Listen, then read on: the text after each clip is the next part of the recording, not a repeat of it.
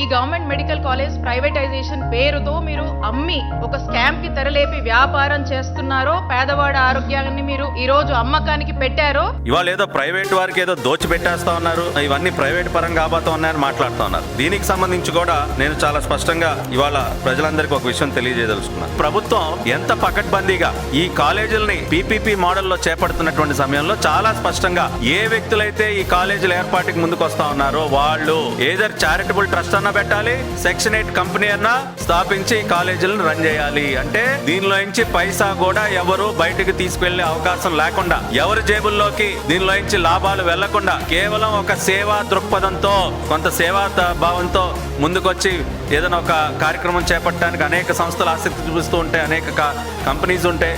అటువంటి వారు కేవలం either as a charitable trust or section 8 company కిందే ఈ కాలేజెస్ రన్ చేయాలని చెప్పి ఇంత స్పష్టంగా పెడితే ఎవరికి దోచిపెడతా ఉందండి?